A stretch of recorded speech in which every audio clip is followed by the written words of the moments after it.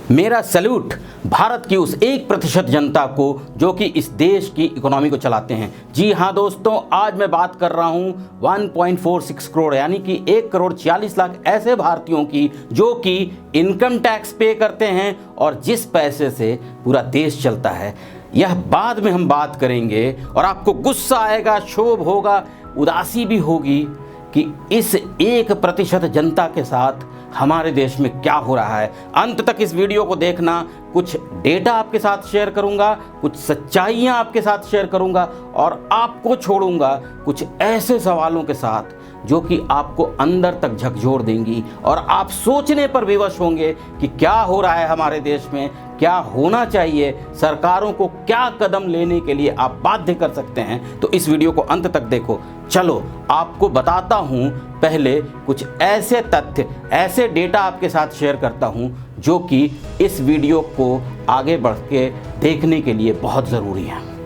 दोस्तों, आपने बहुत बार सुना होगा कि भारत में लगभग 3% जनता टैक्स देती है। यह फिगर गलत है क्योंकि भारत में लगभग 3% जनता आईटी रिटर्न फाइल करती है।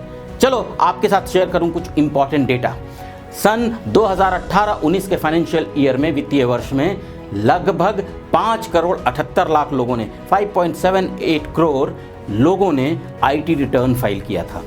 यह लगभग 3% है हमारी पॉपुलेशन के, और उसमें से 1.03 करोड़ यानी कि 1 करोड़ 3 लाख लोग 2.5 लाख से कम अपना सालाना इनकम उन्होंने दिखाया था। इन्हें टैक्स नहीं देना होता है 2.5 लाख के नीचे। लगभग 3 करोड़ 90 लाख लोगों ने 2.5 लाख से 5 लाख के बीच का अपना इनकम दिखाया था। सन 2019 के बजट के हिसाब से 5 लाख के कम इनकम वालों को छूट दी गई थी, उनका इनकम टैक्सेबल नहीं था। तो ये 3 करोड़ 90 लाख लोग भी टैक्स से बच गए।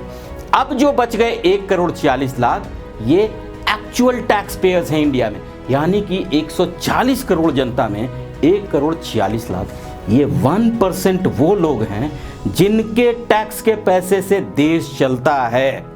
और लगभग 3,06,000 लोग ऐसे हैं जिन्होंने अपना इनकम 50 लाख के ऊपर हर वर्ष दिखाया है, और 5 करोड़ के ऊपर इनकम दिखाने वाले 8,600 लोग, यानी कि कुल मिलाकर 1 करोड़ 46 लाख 1% जनता की हम बात करते हैं। तो ये वो लोग हैं जिनके पैसे से देश चलता है। इनके साथ क्या हो रहा है, अब आगे आइए बात करते हैं। मेरा प्रणाम उन 1.5 करोड़ भारतीयों के लिए जिनके पैसे से यह देश चल रहा है।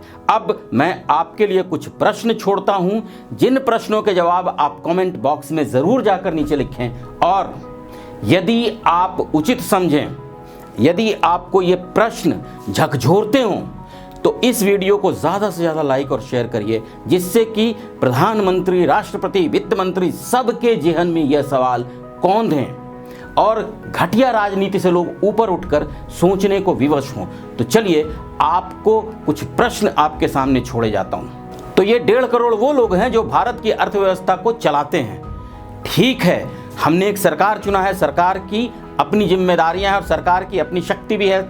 फिर भी क्या कभी सोचा है इनके साथ क्या होना चाहिए? 1.5 करोड़ लोगों के साथ क्या उनको एडिशनल फैसिलिटीज़ हम कुछ देते हैं? जब वो एयर टिकट लेते हैं, जब वो रेल टिकट लेते हैं, जब किसी तरीके का गवर्नमेंट डॉक्यूमेंटेशन वो करवाना चाहते हैं, तो क्या उनको आप क्यू में पहले खड़े होने देते हैं?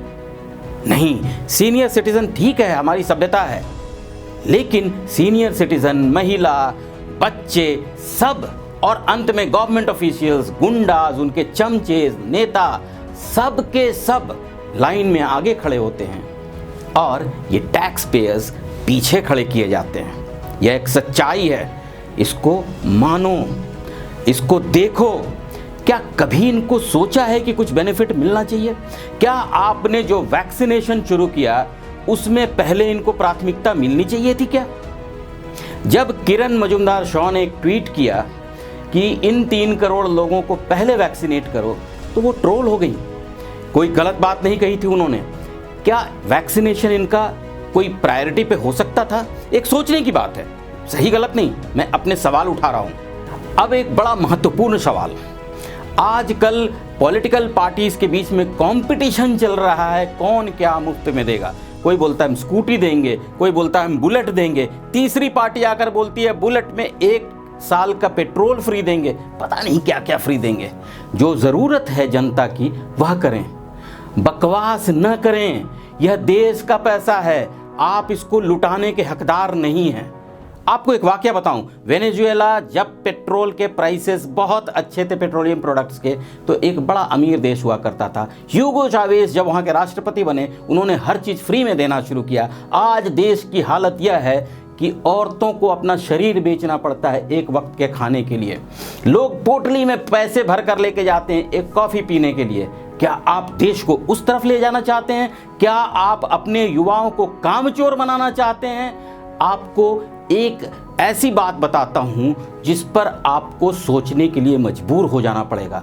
एक कहावत है अंग्रेजी में, give a man a fish he will eat a day, teach him fishing he will eat for life time. मित्रों, स्कूल बनाओ, कॉलेज बनाओ, कुछ अच्छी चीजें ऐसे करो। अब क्या कर रहे हो? बिजली फ्री? अब क्या कर रहे हो? देश में कुछ ढंग का काम नहीं करते, आप देश का पैसा लुटा रहे हैं। क्या आपने इन टैक्स पेयर्स से पूछा था? क्या आपने उनसे कंसेंट लिया था? वो टैक्स पेयर्स जो सरकारी सेवा में हैं, उनको तो आप पेंशन देंगे, उनको तो आप मेडिकल फैसिलिटीज देते हैं, लेकिन बाकी टैक्स पेयर्स का क्या? वो अपनी मेडिकल फैसिलिटी इंश्योर करने के लिए इंश्योरेंस अलग से पे करेंगे। आप जो स्वास्थ्य साथी और बहुत सारे कार्ड बना रहे हो, उनका क्या? क्या वो किसी लायक हैं? क्या उनसे कुछ हो रहा है? जो प्राइवेट जॉब्स में हैं, जो कॉरपोरेट्स में हैं, जो बिजनेसमैन हैं और जो पैसे इतना ज़्यादा टैक्स में दे रहे हैं, उनका क्या हो रहा है? कभी सोचा है? कैसी सरकारें हैं, कैसी सरकारें हैं जो उस 1% जनता जो सच में देश को चला रही है उसके लिए कभी कुछ नहीं सोचते। उनको कोई भी सुविधा ऐसी नहीं दी गई, एक बैज जिसको कि वो सोशल मीडिया में लगाकर खुश हो लें, कोई भी ऐसी सुविधा नहीं, सच वाली सुविधा जिससे कि उनका सच में उत्साह बढ़े। क्या किया आपने? और अंत में एक बड़े सवाल के साथ आपको छोड़े जाता हूं, क्या यह बहुत ज़रूरी है कि हम अपने देश में फ्री के कल्चर को और ज़्यादा बढ़ाएं? क्या यह ज़रूरी नहीं है कि हम अपने देश में जो सच में अच्छे टैक्स पेयर्स हैं, जिन्होंने अपने बूते अपने आप को आगे बढ़ाया है, उनका ज़्यादा सम्मान कर कर यह एक मैसेज ना दें कि ऐसे बनो, न कि मुफ्तखोरी को और बढ़ाएं? मैं यह सवाल आपके साथ छोड़ रहा हूं और उम्मीद करता हूं कि आप मुझसे सहमत होंगे। यदि सहमत हैं तो इस वीडियो को ज़्यादा से ज़्यादा शेयर करो, दूर तक पहुंचाओ, जिससे कि वित्त मंत्री, प्रधानमंत्री, राष्ट्रपति और सभी गणमान्य व्यक्तियों को यह लगे कि यह प्रश्न सही है, इस पर कुछ सोचें और देश को सच में आगे बढ़ाने के लिए कुछ करें। जय हिंद, भारत माता की जय।